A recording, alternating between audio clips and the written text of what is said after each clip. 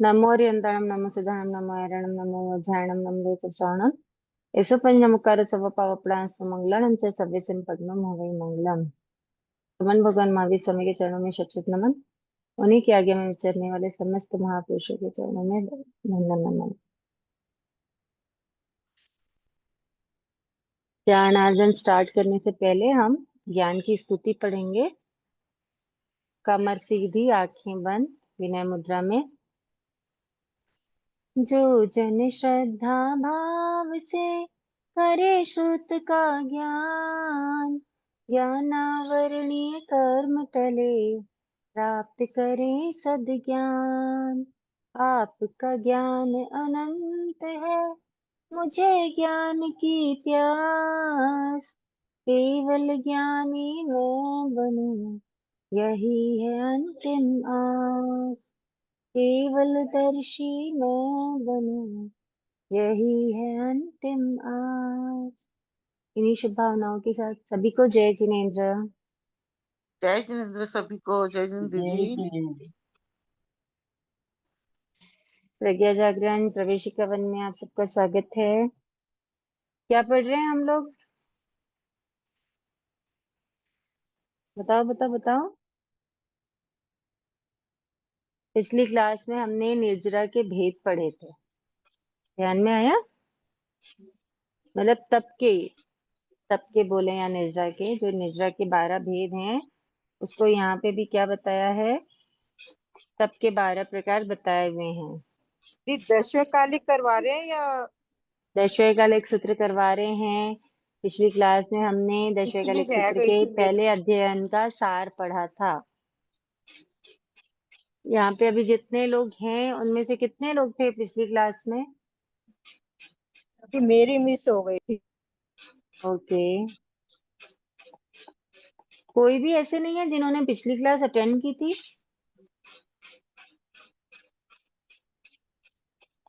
मेरा भी मिस हो गया था। ओके ओके, चलिए कोई बात नहीं, आप लोग रिकॉर्डिंग से देख लेना, है ना। पहले अध्ययन का सार हमने किया था पिछली क्लास में। अब हम दूसरा अध्ययन स्टार्ट करते हैं, ठीक है।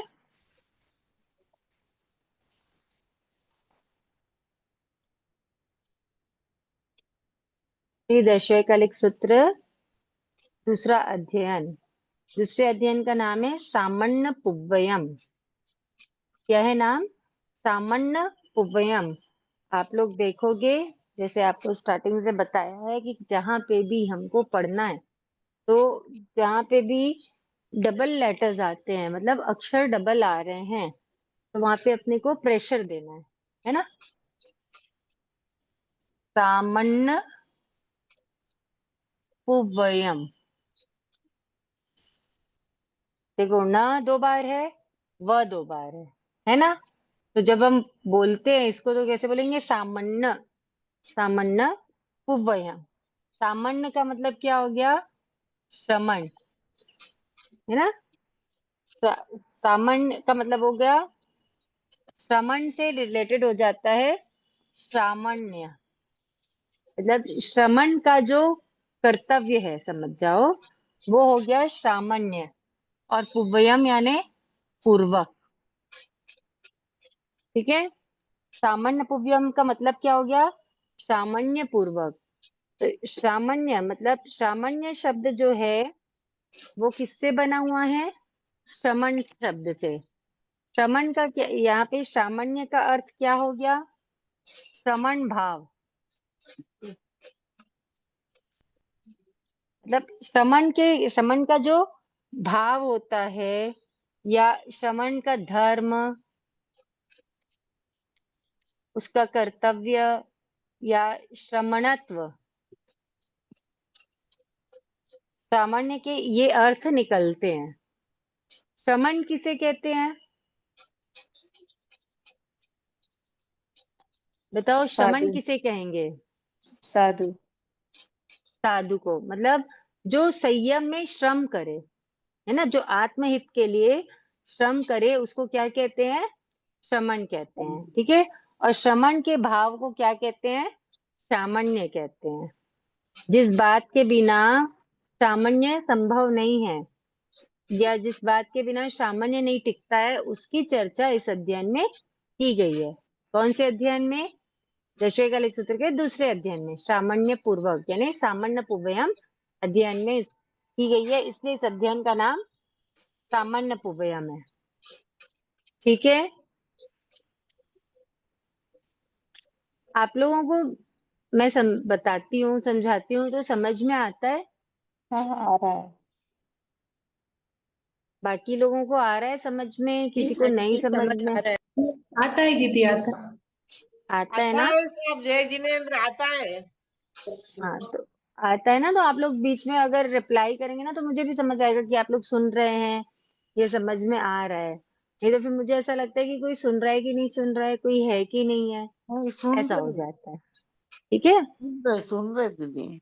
ओके। तो सामान्य पूर्वक का मतलब समझ में आ गया ना, क्या है? हाँ, अब पहली गाथा पढ़ते हैं। कहन्नु कुज्जा सामन्नम जो कामे न निवारे पय पय विसियंतो संकपस्स वसम गओ। कहन्नु कुज्जा सामन्नम, कहम नु, कहम नु का मतलब होता है किस प्रकार, है ना? किस प्रकार। कुज्जा यानी कुज्जा का मतलब होता है पालन करना, पालन कर सकता है। कहम नु कुज्जा किस प्रकार पालन कर सकता है। सामन्नम, सामन्नम का मतलब शमन धर्म का, यही हो गया सामान्य, है ना? सामान्य का, सामान्यम मतलब क्या हो गया? सामान्य का यानी शमन धर्म का। ठीक है, जो कामे न निवारे, जो यानी जिसने, कामे कामे यानी काम भोगों का, न निवारे, न यानी नहीं, निवारे यानी निवारण नहीं करता है, जो काम भोगों का निवारण नहीं करता है, वह श्रमण धर्म का पालन कैसे कर सकता है। पय पय विसीयंतो, पय पय यानी पद पद पर, पग पग पर, विसीयंतो यानी दुखी होकर, खेदित होकर। संकप्पस्स, संकप्पस्स का मतलब संकल्प, विकल्प या इच्छाओं में। वसम गौ, इच्छाओं के, इच्छाओं में नहीं, इच्छाओं के, पस्स है ना, संकप्पस्स यानी इच्छाओं के, वसम यानी वश वश। में। ठीक है, गौ यानी हो गया है, हो जो इच्छाओं के वश में हो गया है। और पय पय यानी पग पग पर क्या होता है, वो दुखी होता है, खेदित होता है, तो वह श्रमण धर्म का पालन कैसे कर सकता है, ऐसा पूछा गया है। तो देखो यहाँ पे एक शब्द आया है खेदित होकर, यानी दुखी होकर। इससे क्या समझना,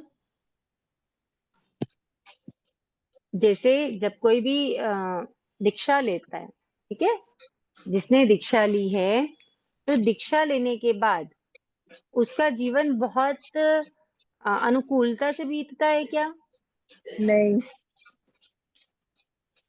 बताओ, दीक्षा के बाद का जीवन जो रहता है बहुत कंफर्टेबल, बहुत नहीं, इजीली, कठिनाई बहुत का होता है। अनुकूलता से रहता है क्या? नहीं, बहुत कठिनाई का होता है। नहीं होता। नहीं होता ना, उनको क्या होता है, तरह तरह के परीक्षा सहन करने पड़ते हैं। कितने परीक्षा होते हैं साधु के? 22 परीक्षा। 22 परीक्षा होते हैं ना। कभी उनको भूख सहन करनी पड़ती, कभी प्यास, कभी गर्मी, कभी ठंड, ऐसे करके अलग अलग परीक्षा उनको क्या करने पड़ते हैं, सहन करने पड़ते हैं। तो अब जब परीक्षा आएंगे तो पग पग पर अगर वो दुखी होंगे तो क्या वो अपने शमन धर्म का पालन कर पाएंगे? नहीं कर नहीं। पाएंगे। देखो, जैसे ऐसे दुखी कौन हुआ था, एक हम हमेशा मेघ कुमार, सुनते, मेघ हाँ, कुमार। मेघ कुमार। जब उन्होंने दीक्षा ली, तो दीक्षा लेने के बाद क्या हुआ था उनके साथ में? रात में सोते समय सब साधुओं ने सबके उनका पैर की का वो मुंडन रज किया। लग रही थी उनको ठोकर बार बार। लग रही थी उनको, है ना? जाते आते जब कोई पलटने जाता, वापस आता, तो बार बार क्या हो रहा था उनको, किसी के ठोकर लग पैर ठोकर लग लग रहे थे और वो सो नहीं पा रहे थे। एक तो वैसे ही उनको, कहाँ वो क्या थे, राजकुमार थे, राजकुमार। है ना, उनको मखमल के गद्दों में सोने की आदत थी, तो ऐसी उन्होंने सब छोड़ के आया और फिर जमीन पे सोना और इतनी ठोकरें खाना, तो वो क्या हो गए थे, वो अपना दुखी हो गए थे, छोड़ने गए अपना थे, वो दुखी हो गृहस्थ गए। जीवन याद करने लगे थे कि कितना अच्छा मैं ऐसा सोता था इतना आराम से, है ना, ये सब याद करके वो क्या हुए, दुखी दुखी हो हो गए। गए।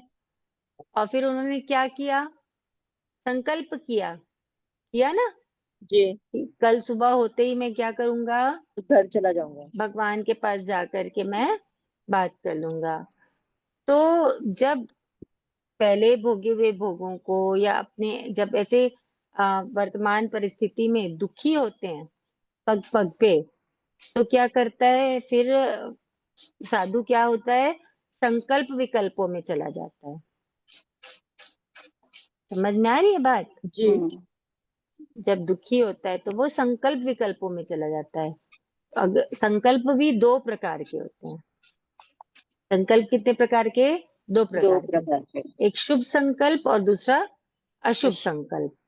तो जो आत्मा की उन्नति में सहायक होता है वो तो होता है शुभ संकल्प, और जिससे आत्मा की उन्नति ना हो बल्कि पतन होता है वो क्या होता है, अशुभ संकल्प। अशुभ संकल्प होता है। ठीक है, तो वो जैसे वो दुखी होकर के संकल्प ले लिए, तो इस प्रकार से कोई अगर साधु है जो काम भोगों का निवारण नहीं करता है, उनका त्याग नहीं करता है और इच्छाओं के वश में होकर के पग पग पे दुखी होता है, खेदित होता है, तो वो किस प्रकार शमन धर्म का पालन कर सकता है, कर सकता है क्या, नहीं कर सकते। नहीं। नहीं कर सकता। क्योंकि जिसने इच्छाओं का त्याग नहीं किया है, इच्छा मतलब जिसने विषय भोगों का त्याग नहीं किया है, उसकी इच्छा हमेशा क्या होगी, बढ़ती ही रहेगी, क्योंकि इंद्रियां वश में नहीं है। और जब तक कि इंद्रियां वश में नहीं होंगी तब तक की क्या होगी, इच्छाएं बढ़ती इच्छा रहे। बढ़ती रहेगी, उसको कभी भी संतोष नहीं नहीं होता है। होगी। और जब संतोष नहीं होता है तो समाधि होगी क्या, नहीं। हो- मानसिक शांति होगी क्या, नहीं होगी। हो- और बिना मानसिक शांति के कोई चारित्र धर्म का पालन कर सकता है क्या, नहीं कर नहीं सकता। कर सकते। टेंशन में रहने वाला चारित्र धर्म का कितना पालन कर सकता है, कर कुछ भी नहीं पाएगा होगा। क्या, कुछ नहीं कर नहीं कर पाएगा। पाएगा। क्योंकि वो आर्त ध्यान में है ना, हाँ, आर्त ध्यान में रहने वाला कभी चारित्र धर्म का पालन कर पाएगा क्या, नहीं कर नहीं पाएगा। कर नहीं कर ध्यान ही नहीं सकता है। देगा। इसलिए सबसे पहले क्या करना है, इंद्रियों को वश में करना है। समझ में आ रही है बात? दी, आपने अशुभ संकल्प का क्या बताया था? जो आत्मा का पतन करे, जिस संकल्प से अच्छा। आत्मा का पतन हो वो अशुभ संकल्प, जो आत्मा के हित में हो, आत्मा का उत्थान हो, वो शुभ संकल्प।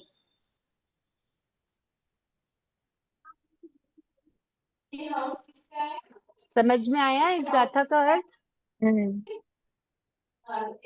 अगली गाथा पढ़ते हैं। वत्थ गंधम अलंकारम इत्यो शयनानीय अच्छंदा जीर्ण भुंजंती न से चैत्तिवच्चई।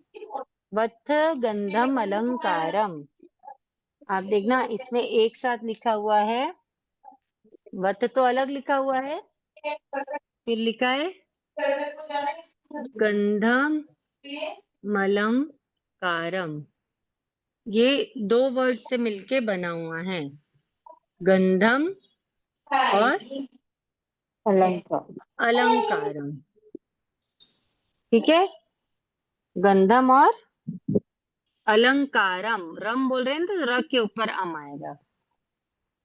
तो यहाँ पे वत्थ गंधम अलंकारम इत्यो शयनानीय, वत्थ यानी क्या होता है, बस। वस्त्र, है ना, गंधम यानी जो भी खुशबूदार चीजें होती सुगंधित है, पदार्थ। सुगंधित पदार्थ, है ना, वो गंधम। अलंकारम मतलब होता है आभूषण, अलंकार यानी आभूषण। आभूषण। ठीक है, यहाँ पे दी, थोड़ा वत्थ गंधा, डिस्टरबेंस आ रही है। किनके बैकग्राउंड से वॉइस आ रही है, साउंड आ रहा है? आप फोन म्यूट कर लीजिए जिनके भी बैकग्राउंड में आवाज हो रही है। वस्त्र गंधम अलंकारम, वस्त्र सुगंधित वस्तुएं है ना, और आभूषण, आभूषण। ठीक है। इत्थियो, इत्थियो, इत्थि यानी स्त्री, और इत्थियो यानी स्त्रियों को। शयनानी, शयन, शयनानी किससे बना है? शयन से बना है। तो शयन किस पे होती है? शैया पे, है ना। तो शैया को। अच्छंदा जे न भुंजंती, अच्छंदा, अच्छंदा का मतलब होता है पराधीन पराधीन। होना, मतलब दूसरों के अंडर में होना। समझ नहीं आ रही। जे यानी जो, न यानी नहीं, भुंजंती यानी भोगता है। इनके बैकग्राउंड में साउंड आ रहा है।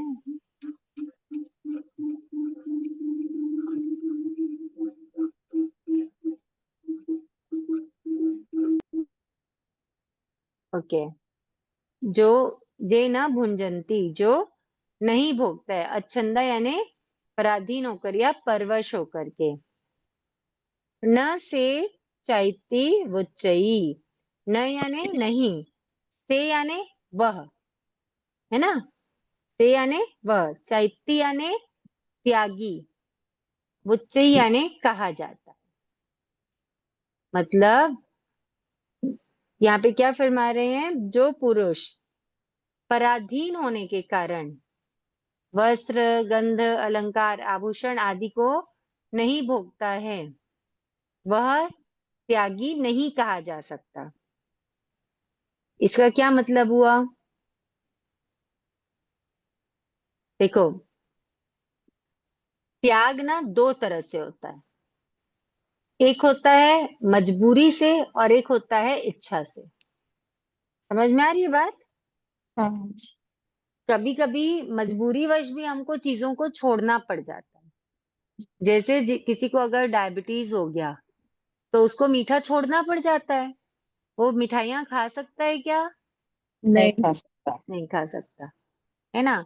ये किसी को और कोई प्रॉब्लम हो गई तो उसको वो क्या होना करना पड़ता है? दूसरी बीमारी के चलते किसी को अगर जुकाम हो गया, जुकाम हो गया तो वो क्या करेगा? उसको आइसक्रीम, कोल्ड ड्रिंक छोड़ना पड़ेगा कि नहीं छोड़ना पड़ेगा? छोड़ना पड़ेगा। छोड़ना पड़ेगा। तो इस तरीके से जब परवश होकर के, पराधीन होकर के अगर किसी चीज को छोड़ा जाता है, चाहे वस्त्र हो, चाहे गंध वाली मतलब सुगंधित वस्तुएं पहले हो, बताओ। या आभूषण। अलंकार हो, या स्त्री हो, है ना, या शैया हो, इनको छोड़ने की बात हो रही है।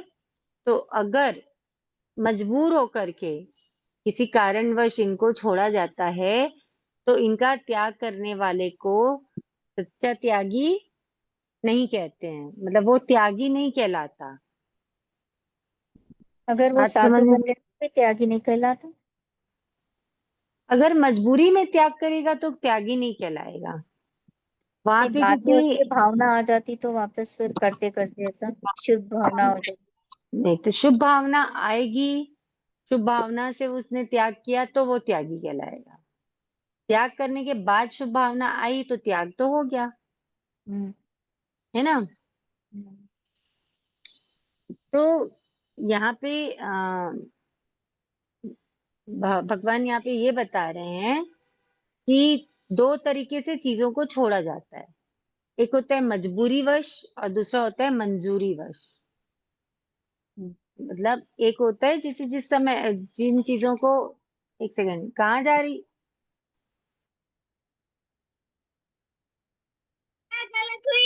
तो आपको एक झापड़ मारूंगी। ये वाला ना टूट गया है। लग जाएगा था। मैं नहीं वाला लगेगा, वो टूट इसका वो कहाँ गया? हाँ सर, जय जिनेन्द्र। तो जब मजबूरी से किसी चीज का त्याग किया जाता है तो वो क्या होता है? वो त्याग त्याग नहीं होता, वो त्यागी नहीं कहलाता है। क्यों? क्योंकि मजबूरी से छोड़ रहा है। समझ में आ रही बात? त्याग दो तरह का, एक तो मजबूरी वश और दूसरा मंजूरी मंजूर। से। एक मजबूरी से और दूसरा मंजूरी से। तो जब मजबूरी से त्याग करते हैं तो वो त्यागी नहीं त्याग कहलाता। मतलब पराधीन होकर के अगर ये इन सब चीजों का त्याग करता है तो वो त्यागी नहीं नहीं कहलाता कहलाता। है। अगली गाथा पढ़ते हैं। जेय कंते पिए दी भोए। मंजूरी का मतलब क्या हुआ? मंजूरी मंजूरी मतलब अपनी इच्छा से त्याग कर रहा है, यानी मेरे को अगर फुल फैसिलिटी है अभी, ठीक है, मुझे ना मीठा खाने की मनाही है, ना मुझे ना मतलब नमक की मनाही है, ना मिर्च मसाले की मनाही है, किसी भी चीज का कोई परहेज नहीं है मेरे साथ में, और उसके बाद अगर मैंने मीठे का त्याग कर दिया, अपनी स्वेच्छा से, हाँ, तो वो होगा त्याग। तो इसको वर्ड क्या बोला आपने? मंजूरी। मतलब मंजूरी, ये मैं मजबूरी और मंजूरी थोड़ा राइमिंग वर्ड्स कर दी। बोलते हैं ना मंजूर है कोई चीज, इच्छा से एक्सेप्टेड, छोड़ना। हाँ नहीं, समझ आ एक्सेप्ट, गया अब। हाँ मर्जी भी बोल सकते हैं। हाँ, अपनी मर्जी से, अपनी इच्छा से, समझ के, धर्म की दृष्टि से छोड़ना, वो क्या होता है? वो त्याग होता है। और जब धर्म की दृष्टि के बिना और किसी कारण से छोड़ रहे हैं, तो वो क्या है? सच्चा त्याग वो नहीं कहलाता है। समझ में आया? बोलो भाई, समझ आया तो आगे हाँ बढ़ते हाँ हैं। हाँ हाँ। तीसरी समझ गाथा आ है। गया।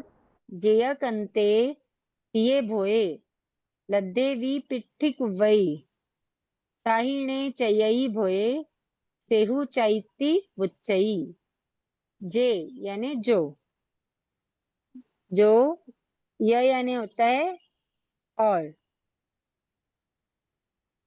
कंते, कंते यानी कांत, मनोहर, पिए, पिए यानी प्रिय, भोए, भोए यानी भोगों को, जेय कंते पिए भोए, लद्दे, लद्दे का मतलब है जो प्राप्त हो गया है, वी पिट्ठी कुवई, वी पिट्ठी कुवई का मतलब, पिट्ठी कुवई का मतलब होता है उदासीनता पूर्वक, है ना। जे या कंते पिए भोए, लद्दे वी पिट्ठी कुवई, ताहिणे चयई भोए, सेहु चैती बुच्चई। तो जो पिट्ठी कुवई मतलब, वी पिट्ठी कुवई मतलब वी यानी भी, और पिट्ठी कुवई मतलब क्या हो गया?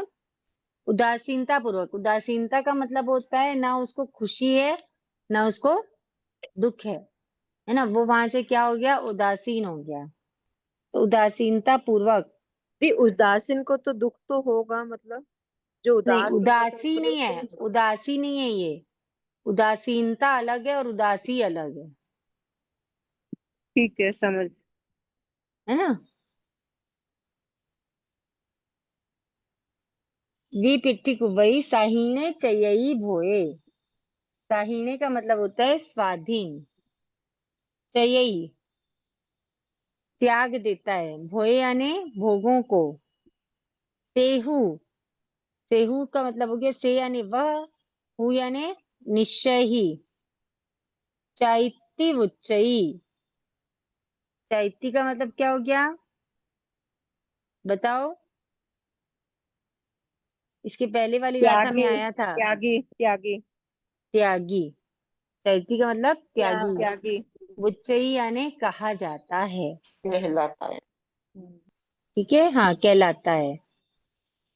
तो जो अभी इसके पहली गाथा में हमने क्या पढ़ा था कि जब मजबूरी वश किसी चीज को छोड़ा जाता है तो वो क्या नहीं कहलाता? त्यागी त्याग नहीं नहीं कहलाता। त्याग, त्याग या वो पुरुष त्याग। त्यागी नहीं कहलाता। अब यहाँ पे हम क्या पढ़ेंगे? जो जो पुरुष प्राप्त हुए कांत यानी मनोहर, प्रिय, भोय यानी भोगने योग्य, साहिणी यानी स्वाधीन, स्वाधीन। भोय यानी भोगों का, तो उदासीनता पूर्वक त्याग देता है, तो वो निश्चय ही क्या कहलाता है? त्यागी कहलाता है। त्यागी कहलाता है। कहलाता समझ में आई बात? हाँ जी। जी। त्यागी कौन नहीं कहलाता और त्यागी कौन कहलाता है में क्या अंतर है, समझ में आया? जी। मतलब सिंपल सी बात है कि जो पुरुष प्रिय मनोहर भोगों की प्राप्ति होने पर भी और भोग भोगने की स्वतंत्रता होने पर भी, यहाँ पे दो बातें हैं। एक तो उनको क्या बोलना चाहिए, जो भोग है उनकी प्राप्ति है, मतलब उनको भोग भोगने का अवसर है, और दूसरी बात ये कि उनको स्वतंत्रता भी है। ठीक है, भोग भोगने की उनको क्या है, स्वतंत्रता भी है। सारी फैसिलिटीज मिली हुई है, फिर भी वो सब कुछ, उनको भोगता नहीं है, तो वो त्यागी है। हाँ, और वो पूरी स्वतंत्रता होते हुए भी भोगों को क्या करता है, छोड़ता है। नहीं भोगता है, इसलिए वो त्यागी। त्यागी। बात समझ में आई? हाँ जी। फिर चौथी गाथा आती है, समाई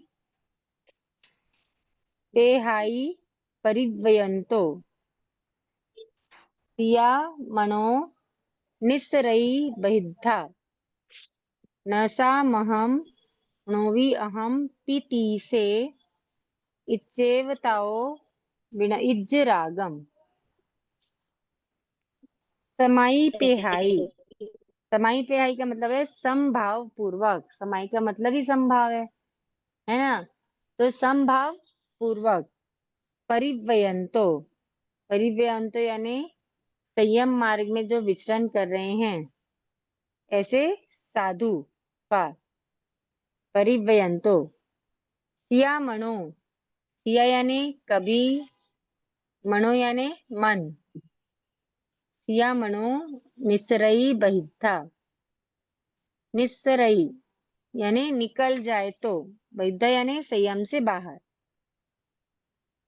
न सा महम नोवी अहम पीति से, न सा महम यानी वह मेरा नहीं है, नोवी अहम पीति से, लास्ट नोवी अहम पीति से मैं भी उसकी नहीं हूँ। इच्चेव ताओ विन इज्ज रागम, इच्चेव यानी इस प्रकार विचार करके, ताओ यानी वह, इच्चेव ताओ यानी वह जो स्त्री है, मतलब वह मेरा नहीं और मैं भी उसकी नहीं हूँ, या वह मेरी नहीं है मैं भी उसका नहीं हूँ, इस प्रकार विचार करके वह स्त्री, जो स्त्री है, विना इज्ज, विना इज्ज का मतलब होता है दूर कर दें, रागम यानी राग राग को। द्वेष, राग भाव से। हाँ, यहाँ पे राग की बात चल रही है अभी, राग भाव। कि जो पुरुष रहता है, जो पुरुष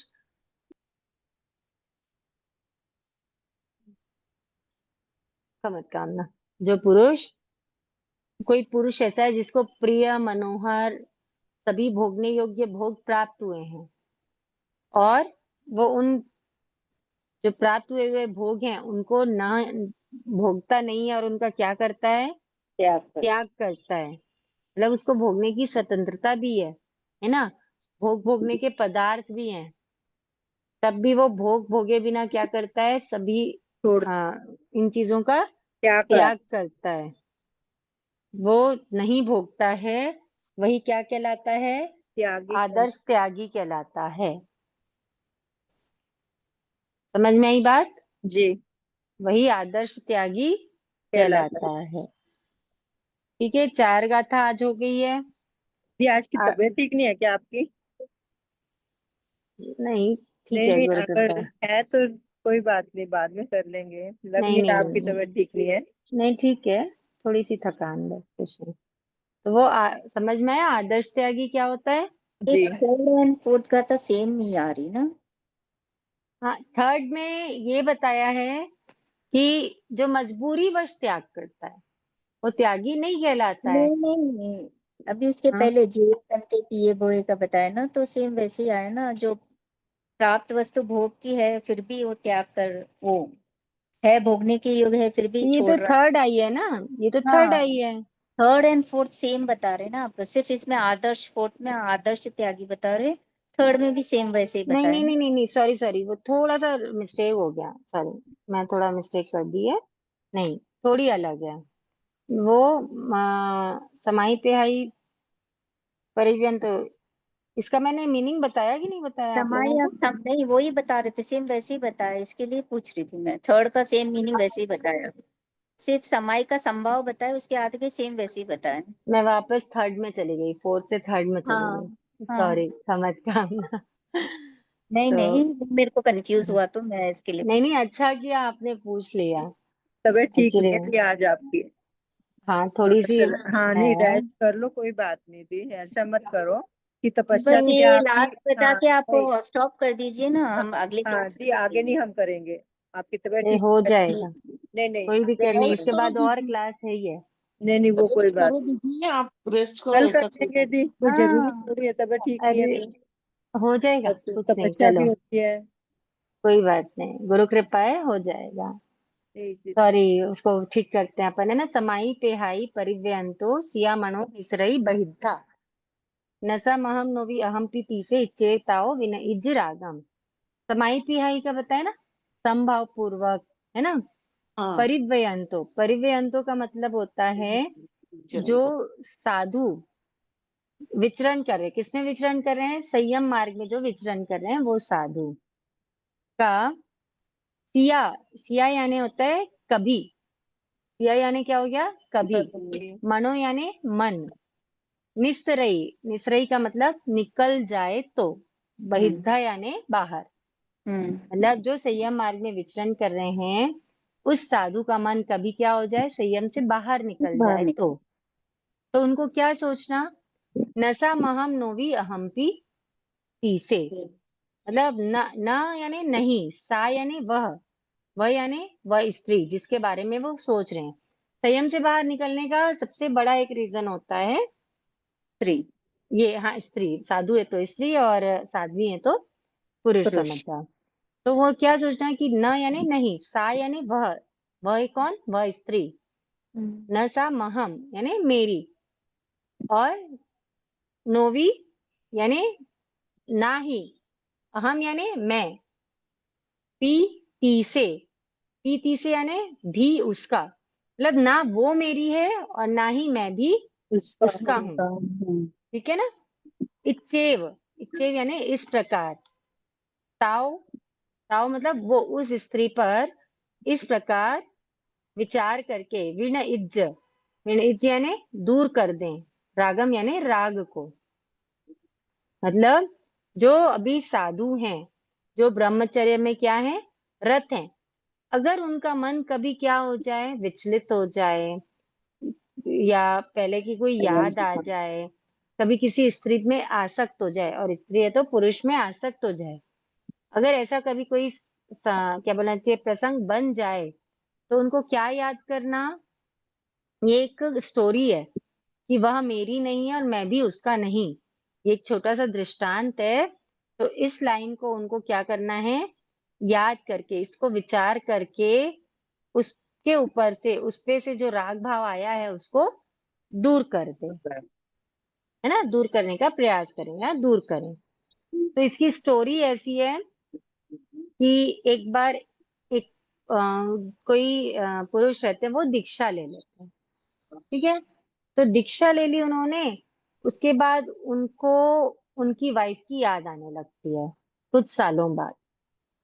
उनको ऐसा लगता है कि एक बार मैं जाकर देखूं तो सही कि मेरी वाइफ कैसी है, क्या है, क्योंकि उनको क्या हो गया, वापस अब उनके वाइफ की याद आने लगी, ठीक है।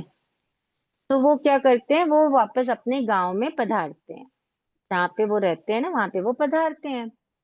अब कुछ साल हो गए रहते हैं दीक्षा लिए हुए, तो आते हैं गांव में, तो वहां पर उनको एक स्त्री से उनकी क्या होती है, उनका संपर्क होता है। तो जैसे ही वो पधारते हैं, वो स्त्री मिलती, तो वो उससे पूछते हैं कि अमुक स्त्री का घर कहाँ है ना। तो जबकि वो ये जो, औरत होती है दी। हाँ, तो वो स्त्री ना वो खुद ही रहती है, कौन रहती है, उनकी सांसारिक पत्नी रहती है। वो 2 मिनट वो सोचती है कि ये मेरा घर, मेरा पता क्यों पूछ रहे हैं, कहीं इनका मन संयम से डगमग तो नहीं हो गया जी। है ना, विचलित तो नहीं हो गई है। हम्म। तो वो क्या रिप्लाई करती है कि वो स्त्री तो कब का दूसरे के साथ शादी करके चली गई। क्या रिप्लाई किया उसने? वो स्त्री वही रहती है, वो खुद ही लेकिन तो उसने क्या बोला कि वो तो कब का चली गई, इसलिए क्योंकि वो समझ जाती है, उसको आशंका हो जाती है कि कहीं ना कहीं इस साधु का मन क्या हो गया है, संयम से विचलित हो गया है, या मेरे प्रति वापस इनकी क्या हो रही है, सकती। आसक्ति हो रही है। तो उसने बड़ी समझदारी से ये जवाब दिया, और जैसे ही ये जवाब दिया तो उस साधु के मन में क्या आया, ओहो नहीं। मैं कहाँ इन चीजों में अटक गया। यहाँ पे तो वास्तविकता क्या है कि वह मेरी नहीं है और मैं भी उसका नहीं हूँ, है ना। तो यहाँ से वो लाइन उसके दिमाग में बैठ जाती कि वह मेरी नहीं और मैं भी उसका नहीं हूँ। तो अगर किसी साधु का मन कभी विचलित होने लगे तो उसको क्या करना चाहिए, यही लाइन याद रखनी चाहिए कि वह मेरी नहीं और मैं भी उसका नहीं। समझ में आई बात? तो हाँ। इसको याद करके, इस लाइन को याद करके, इस पे विचार करके वह क्या करे, अपने दोषों को दूर करने का प्रयत्न करे। जी जय यहाँ पे जिनेंद्र, आगे क्लास नहीं करनी, आपकी तबीयत यहाँ ठीक पे है? दोष का मतलब क्या है, जो राग भाव उत्पन्न हुआ है ना, वो। जी आपकी तबीयत ठीक नहीं है, ऐसे में नहीं करने, हमें भी दोष लगेगा। नहीं नहीं नहीं लगेगा। नहीं जी, ऐसे नहीं करना। आपकी अरे मतलब मैं कुछ बिल्कुल नहीं, नहीं, बहुत तबीयत 10, आपकी ढीली है, आप रेस्ट नहीं मेरी करो। तबीयत ठीक है, गुरु कृपा है, मेरी तबीयत ठीक है, बस थोड़ा सा टायर्ड हूँ मैं, कोई दिक्कत नहीं है। नहीं मुझे, हमें दोष लगेगा जी ऐसे में सुनो ना, नहीं। पिछली हाँ पक्की को भी क्लास नहीं हो पाई थी, कोई बात पक्की नहीं, थी उस दिन। हो जाए तो हो अपना। गए नहीं, ना, 45 मिनट्स नियर बाई हो गए हैं मैम। हो हाँ गए। 10 मिनट और ठीक कर है, लेते हैं, नहीं कोई नहीं, बाधा नहीं है। अगली क्लास भी नहीं करेंगे आपकी वो। नहीं नहीं करेंगे, अभी अपन 6 का थोड़ा स्टार्ट करते हैं, ठीक है। नहीं तबीयत पिछले ठीक 2 है। क्लासेस से सोच रहे हैं अपन थोड़ा स्टार्ट करेंगे, अभी थोड़ा सा स्टार्ट कर देते हैं, कोई बाधा नहीं है। क्या करूंगी मैं अभी से, कोई आराम तो करूंगी नहीं ना, हो जाएगी क्लास, कोई बाधा नहीं है। दोष लगते थे इसमें हमें, नहीं लगता, मैं अपनी इच्छा से कर रही हूँ तो आपको दोष क्यों लगेगा? कि आप आप हमारे लिए मेरे से कर रहे हैं ना, मजबूरी में नहीं करवा रहे हैं, मैं मजबूरी में हमारी नहीं कर मजबूरी, रहे हैं। नहीं हमारी मजबूरी के लिए करवा रहे हैं ना, कि कोर्स पूरा करना है। नहीं, मैं अपना फर्ज पूरा कर रही हूँ, मुझे कोई नहीं मजबूरी नहीं है। नहीं नहीं। ठीक है, चलो 6 का थोकड़ा। हमारे कोर्स में क्या क्या आप लोगों को पता है ना, दशवें का एक सूत्र के 3 अध्ययन है, 5 समिति 3 गुप्ती का थोकड़ा और 6 का थोकड़ा है। तो दशवें का एक सूत्र के साथ साथ हम लोग अभी क्या करते हैं, 6 का थोकड़ा स्टार्ट करते हैं, इसके बाद हम 5 समिति 3 गुप्ती का थोकड़ा करेंगे। ठीक है, क्योंकि 5 समिति 3 गुप्ती का थोकड़ा और दशवें का एक सूत्र का तीसरा अध्ययन, कुछ कुछ चीजें मिलती जुलती आएंगी उसमें। तो एक हो जाएगा ना तो फिर दूसरा जल्दी जल्दी हो जाएगा। इधर अपन 6 का टुकड़ा पहले इसलिए करना जरूरी है क्योंकि मेरा एकदम फेवरेट है। मेरा फेवरेट इसलिए है क्योंकि 6 का टुकड़ा करने के बाद हम लोग बहुत सारे एक्स्ट्रा पापों से बचते हैं। जब हमको इतनी जानकारी हो जाती है ना, तो उसके बाद ऐसा लगता है कि आप लोग खुद ये अनुभव करोगे कहाँ कहाँ पे आप एक्स्ट्रा पापों से बच रहे हो। ठीक है, और अगर नहीं बचे या ऐसा कुछ अनुभव नहीं हुआ तो मुझे जरूर बताना, ताकि मेरी गलतफहमी दूर हो सके। ठीक है, ओके। तो 6 का थोकड़ा नाम से स्पष्ट है, इसमें किसके बारे में बताया हुआ है, 6 पृथ्वी। के बारे में। ठीक है ना। अभी जो 6 के बारे में जो बताया है, ये वर्णन कहाँ पे आता है, तो ये बात ध्यान रखना, श्री पन्नवन्ना सूत्र। कौन सा सूत्र है? पन्नमणा सूत्र, जिसको प्रज्ञापना सूत्र भी कहते हैं। कि पन्नमणा सूत्र के 6ठे पद में 6 का थोकड़ा चलता है। नाम क्या है? 6 पन्नवन हाँ, थोकड़े का नाम क्या है? 6 6 का थोकड़ा। है। और किस पन्नवन्ना सूत्र के कौन से पद में है? छठ। 6ठे पद में। पद इधर में भी 6 है और इधर भी छः। 6 बहुत है। आसान, समझ समझ में लीजिए, आया? याद रखने के लिए आसान है। हाँ, छः याद छः रखने के लिए आसान है, इसीलिए बता रही हूँ। छः छः 6 का थोकड़ा है और पन्नवन्ना सूत्र के 6ठे पद में है। ठीक है, अब देखो, हर थोकड़े को ना द्वारों में वर्गीकृत किया जाता है। मतलब कैसे हम याद रखें, अगर एकदम एक निबंध के जैसे पूरा कर देंगे तो हमको याद रहेगा क्या? नहीं नहीं रहेगा, इसलिए उसको अलग अलग पार्ट्स में डिवाइड कर दिया जाता है, अलग अलग भागों में विभाजित कर दिया जाता है। तो ये जो विभाग होते हैं उनको हम कहते हैं द्वार। ठीक है, जैसे किसी भी घर का एक द्वार होता है, उस द्वार से आप एंटर करोगे तो आपको पूरा घर नजर आता है कि नहीं आता है? आता है। तो वैसे ही थोकड़े का जो द्वार होता है ना, तो उस द्वार के अंदर जब जाते हैं तो हमको उस विस्तृत जानकारी मिलती है। ठीक है, तो 6 काय के थोकड़े में टोटल 11 द्वार हैं। कितने द्वार हैं? 11। 11 द्वार हैं। उनके नाम इस प्रकार है: द्वार, गोत्र द्वार, वर्ण द्वार, स्वभाव द्वार, संठान द्वार, योनि द्वार, कुल कोटि द्वार, जन्म मरण द्वार, योनि द्वार, परिमाण द्वार और अल्प बहुत्व द्वार। ये कुल कितने द्वार है 6 काय के थोकड़े में? 11। 11 द्वार। ठीक है, अब ये 11 द्वारों का वर्णन हम पढ़ेंगे आगे।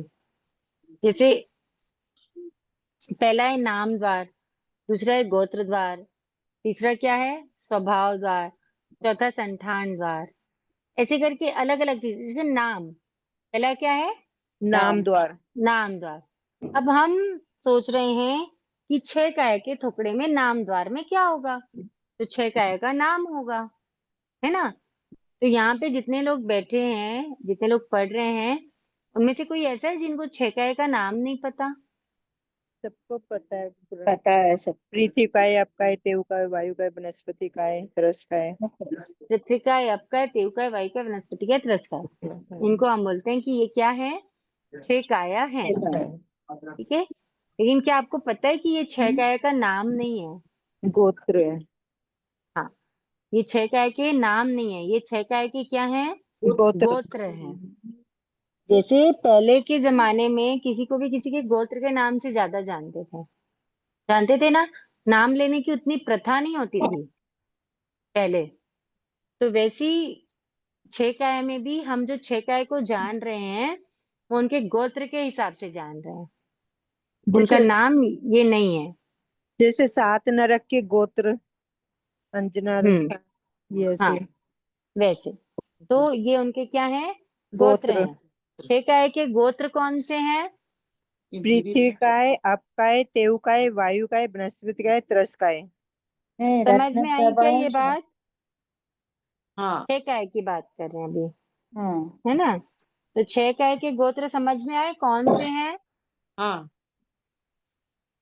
आ गए ना? हाँ अब 6 काय का नाम, गोत्र तो हमने जान लिया। ठीक है, अब इनके नाम के बारे में जानते हैं। और का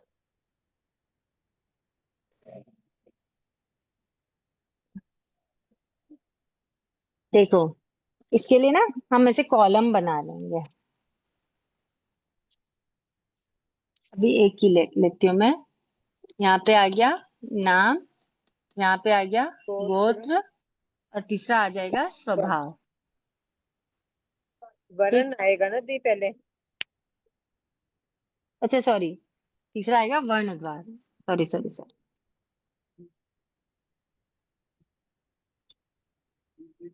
ठीक है, ये 3 द्वार है। अब सबसे पहले हम देखते हैं कि नाम। तो हम जो बोलते हैं पृथ्वी का है, अप का है, तेव का है, वायु का है, वनस्पति का है, त्रस का है, ये सब क्या है? 6 काय के गोत्र। ये 6 काय के गोत्र हैं। ठीक है ना? तो पहले इनका हम यहाँ गोत्र में लिख देते हैं। पृथ्वी का है, का है, अप का है, देव का है, भाई का वनस्पति का तरस का। ये वायु तो का है। सबको पता है ना, ये 6। जी। हाँ ठीक है, त्रस का है। ओके, ये हो गए इनके गोत्र। गोत्र। अब इनके नाम, इनके नाम क्या हैं? तो हिंदी था इनके नाम होते हैं, पृथ्वी काय का नाम है इंदी थावर काय। क्या है? हिंदी थावर का है। इंदी थावर काय। ठीक है, अब काय का नाम है बम्भी थावर काय। क्या है? बम्बी थावर का है। बम्भी थावर काय। तेऊ काय का नाम है सिप्पी थावर थावर का काय। है। क्या है तेऊ काय का नाम? टिप्पी थावर का है। सिप्पी थावर काय। वायु काय का नाम है सुमति थावर काय। सुमति थावर क्या है वायु काय का नाम? सुमति थावर काय। सुमति थावर काय। पर्यावच्च और वनस्पति काय का नाम है पयावच्च। थावर काय। पयावच्च थावर काय। थावर काय। और फिर त्रस काय का नाम है जंगम काय। क्या है त्रस काय का नाम? जंगम काय। जंगम काय। ठीक है, ये नाम पता चले आपको। अब एक बात बताओ, इंदी थावर काय, बम्बी थावर काय, सिप्पी थावर काय, सुमति थावर काय, पयावच्च थावर काय, ये 5 में थावर काय लगा है और जंगम में थावर काय नहीं लगा है। क्यों नहीं लगा है? वो स्थावर नहीं है। हाँ, वो यहाँ पे त्रस काय थावर का मतलब क्या हो गया? जो एक स्थान से दूसरे स्थान पे नहीं जा सकते हैं। थावर मतलब स्थावर। स्थिर है जो। समझ में आई बात? जी। स्थावर जो स्थिर है। तो ये जो 5 होते हैं वो क्या होते हैं? इसके लिए अपन आगे पढ़ेंगे त्रस और स्थावर। तो स्थावर के लिए इनके आगे क्या लगा है? थावर का है। और जंगम का जो है वो क्या है? त्रस है ना। वो स्थावर नहीं है इसलिए उसमें स्थावर नहीं लगा है। ठीक है। जी। अब तीसरा आता है वर्ण द्वार। तो पृथ्वी काय का वर्ण, पीला पृथ्वी काय का वर्ण क्या है? पीला पीला। बम्बी थाय का वर्ण लाल। लाल। सिप्पी थाय का वर्ण सफेद। सुमति थावर काय का वर्ण नीला हरा। पयावच्च थावर काय का वर्ण काला। नाना प्रकार और जंगम काय का वर्ण। नाना प्रकार। चलो, ये तो मैंने लिख दिया। अब समझो पृथ्वी काय का वर्ण पीला, इसको हम कैसे याद रखेंगे? ठीक है, कोई भी चीज क्या है, सिर्फ ऐसे ही सुन लो और याद रख लो, रट लो ना, तो थोड़े दिनों के बाद हम भूल जाते हैं अगर रिवाइज नहीं होता है तो पृथ्वी काय का वर्ण पीला जब आप समझ लोगे तो आपको शायद संभावना याद रहे हमेशा। कैसे पृथ्वी काय का वर्ण पीला? जब मिट्टी में कोई भी बीज बोया जाता है ना, जब मिट्टी में कोई भी बीज बोया जाता है तो जब बीज अंकुर होकर के बाहर आता है तो वो कौन से रंग का होता है? पीले रंग का। सब लोगों ने देखा है कभी कोई छोटा सा बीज अगर बोया गया हो, जब उसका पहला जो अंकुर फूटता है उस बीज का, तो वो येलो कौन कलर से रंग का होता है? येलो कलर का। होता है पीले रंग का। हाँ जी, लिखा हुआ है। देखो, लाल रंग के पानी में आप अगर कोई चीज डालोगे और उसके बाद उसको बाहर निकालोगे तो वो कौन से कलर की हो जाएगी? लाल लाल रंग की होगी ना। तो वैसे यहाँ पर पृथ्वी के अंदर से जब वो बीज अंकुरित होकर के निकल रहा है तो वो पृथ्वी के रंग को लेकर निकलेगा कि नहीं निकलेगा? हाँ वो कौन सा रंग है? लाल। पीला वो पीला, पीला। सॉरी, पीला पीला। पीला। और इसके अलावा जब बोरवेल होता है, जब बोरिंग की खुदाई होती हाँ, है, वो लाल तो मिट्टी जब निकलती है। बहुत अंदर तक के जब क्या बोलते हैं खुदाई होती है और वो गोल गोल पत्थर निकलते हैं, तो अंदर से जो पत्थर निकलते हैं वो कौन से कलर के होते हैं? वो तो लाल काले लाल पीले होते हैं। पत्थर जहाँ पे पीले। जो जब पानी निकलता है ना, हाँ। तो वो वैसा निकल, जो पत्थर गोल गोल जब पत्थर निकलते हैं तब आप देखना, जब अंदर ऊपर ऊपर के नहीं, जब अंदर से आते हैं ना तो वो पीले रंग के पत्थर होते हैं। मतलब एकदम ऐसा चटक पीला नहीं बोलेंगे अपन, लेकिन थोड़ा जैसे छुई या उस टाइप का शेड आता है उसमें। कभी कहीं आजकल तो होते नहीं है बोर, वैसे अगर कहीं हो ना कभी तो फिर ध्यान देना। तो पृथ्वी काय का वर्ण क्या हुआ? ला पीला। समझ में आया?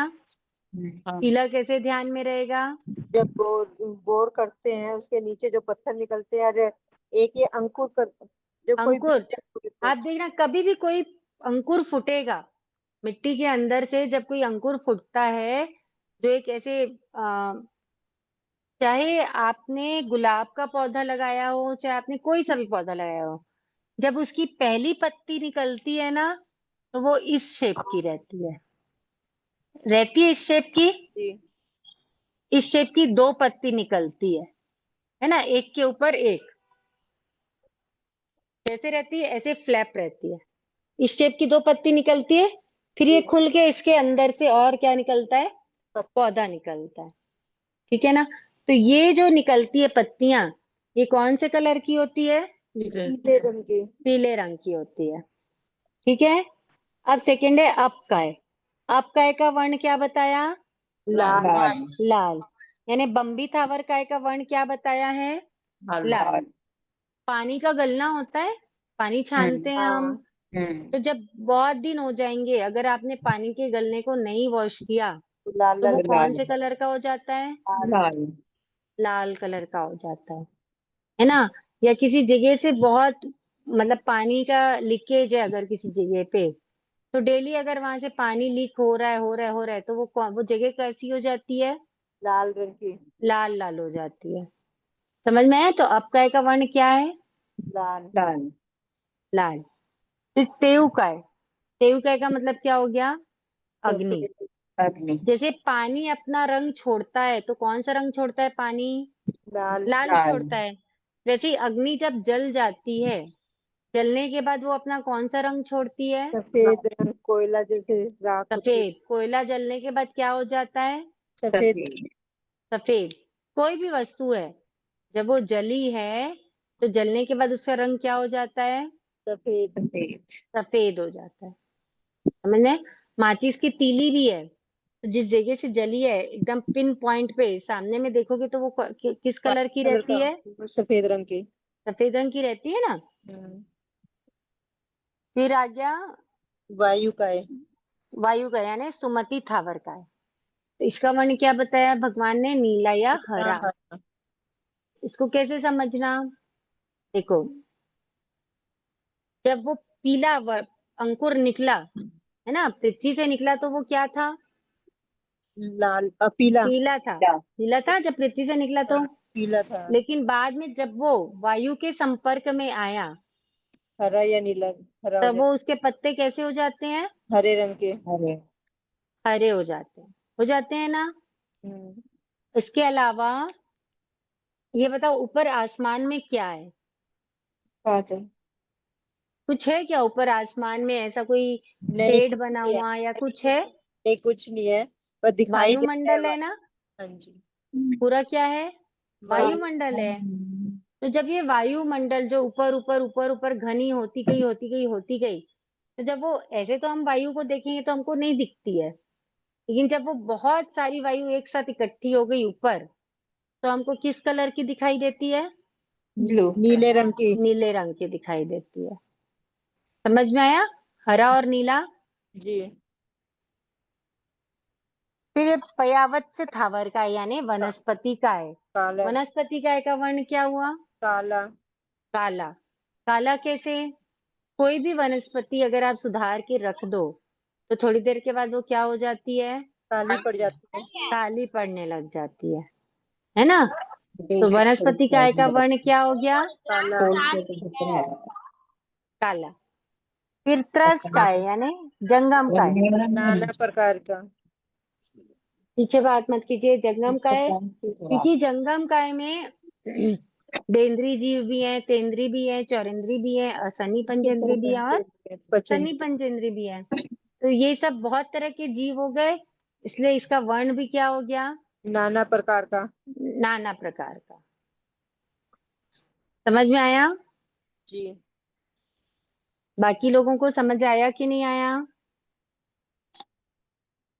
कहीं पे कुछ डाउट है तो पूछ लीजिए।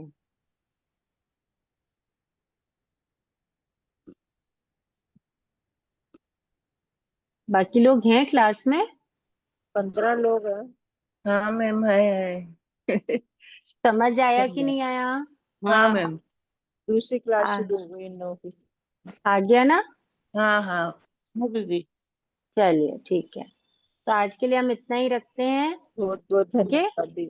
बहुत बहुत आप धन्यवाद सबका दीदी। बहुत बहुत आभार, बहुत बहुत धन्यवाद। दी विनायक आपकी अमृत कुछ कहने में आया तो मिच्छामि दुक्कडम, सबसे खमत खामना सा। दी आपकी तबीयत ठीक ना होने के बाद भी आप इतना वो करवा रहे हैं, आपका बहुत बहुत धन्यवाद दी। बहुत तबियत बहुत ठीक है सा, Thank गुरु you. कृपा है, आपकी तबियत ठीक है। धन्यवाद आपका जय दीदी। जिनेन्द्र सबको। जय जिनेन्द्र। जय जिनेन्द्र साहब। जय जिनेन्द्र साहब।